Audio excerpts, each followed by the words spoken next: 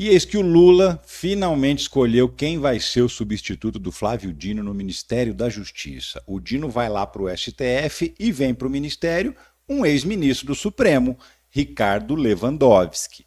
Mas quem é o novo ministro da Justiça? Vamos lembrar algumas histórias dele? Eu aposto que você não se lembra.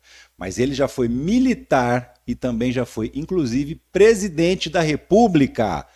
Vou te contar isso aí. Eu sou o Ricardo Mello, o explicador geral da República, e tô contando com o seu like para fazer esse vídeo se espalhar pelas redes, hein? Então, senta o dedo no like, engaja comigo, vai.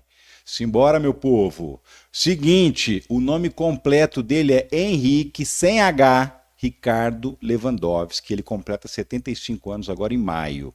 Ele não é o primeiro, é o terceiro ex-ministro do STF que se torna ministro do governo federal. Antes dele, o Célio Borja foi indicado ao STF pelo Sarney, saiu de lá e virou ministro da Justiça do Collor.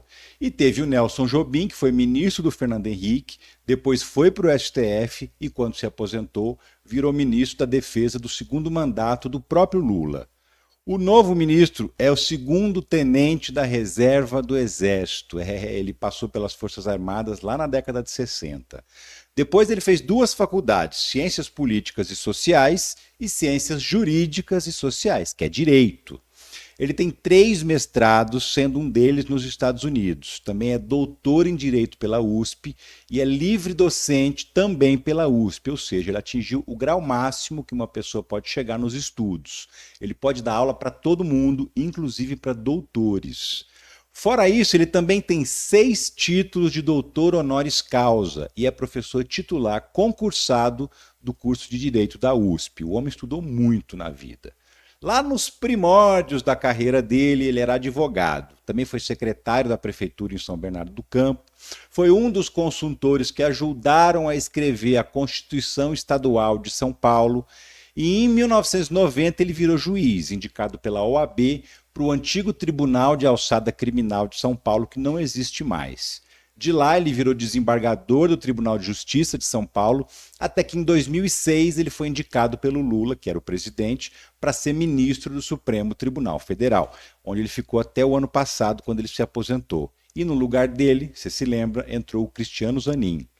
Na carreira toda, ele escreveu 9 livros e participou de mais de 50 de outros autores. O currículo dele é mesmo gigante.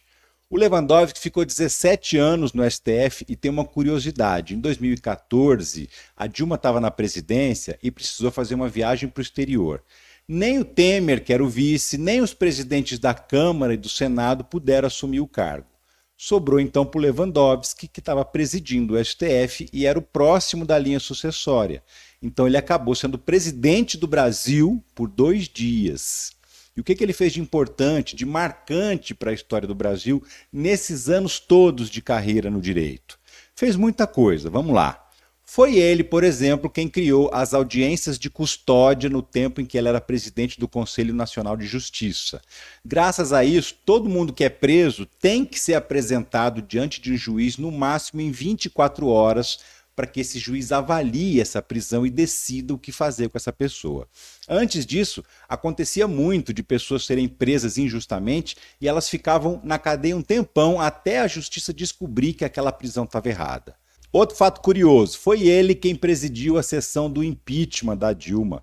O julgamento do impeachment é sempre feito pelo Congresso, mas a sessão tem que ser presidida pelo STF. Como ele era o presidente do Supremo, ele acabou comandando aquele julgamento que tirou a Dilma da presidência. Ele também ficou marcado como um ministro que nunca caiu no conto da Lava Jato, e ele tomou algumas decisões muito importantes nesse sentido. Por exemplo, foi o Lewandowski que autorizou a defesa do Lula a acessar todas aquelas conversas de Telegram entre o Moro e a turma de procuradores. Aquelas mensagens em que eles combinavam tudo, que foram obtidas lá pelo hacker de Araraquara. Lembra disso?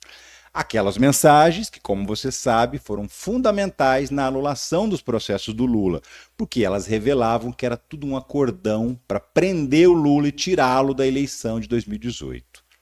Vou lembrar uma outra história agora. Em 2017, a mulher do Sérgio Cabral, ex-governador do Rio, estava presa. E o Gilmar Mendes soltou ela da cadeia e mandou para a prisão domiciliar, com o argumento de que ela tinha filhos pequenos que dependiam dela. Meses depois, o Lewandowski falou: pera um pouquinho, por que só mãe rica tem direito à prisão domiciliar para cuidar dos filhos? Tá errado isso. O que ele fez?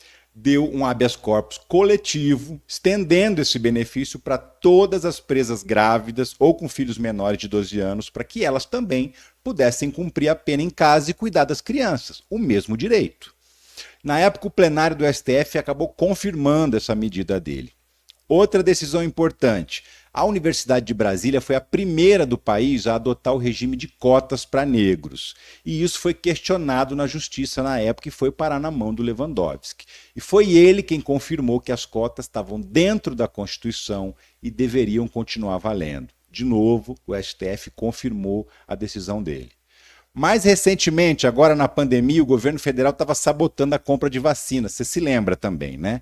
Os estados e os municípios desesperados e o governo federal enrolando.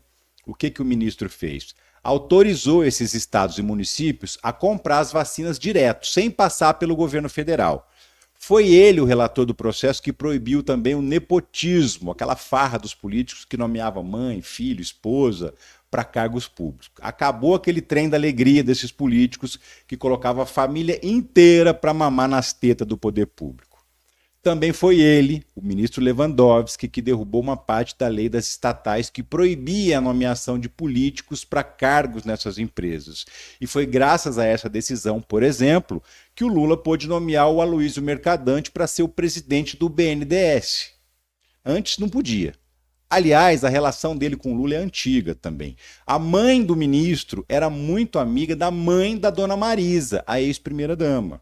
Os dois já se conheciam desde o tempo em que o ministro foi secretário lá em São Bernardo do Campo, onde o Lula começou a vida como metalúrgico e depois virou sindicalista. O Lewandowski também foi sempre considerado um juiz garantista. O que é isso? É o juiz que defende que tirar a liberdade de uma pessoa é um ato extremo para ser tomado em último caso. Tem que primeiro garantir todas as oportunidades para aquela pessoa se defender. Ele sempre foi contra, por exemplo, a prisão depois do julgamento em segunda instância. Assim que ele saiu do STF, voltou a atuar como advogado. E de cara pegou um cliente muito famoso, a JBS, que até hoje está enrolada com os processos da Lava Jato. E 9 meses depois de se aposentar e virar advogado, ele vai ter que abandonar a advocacia de novo para ser ministro.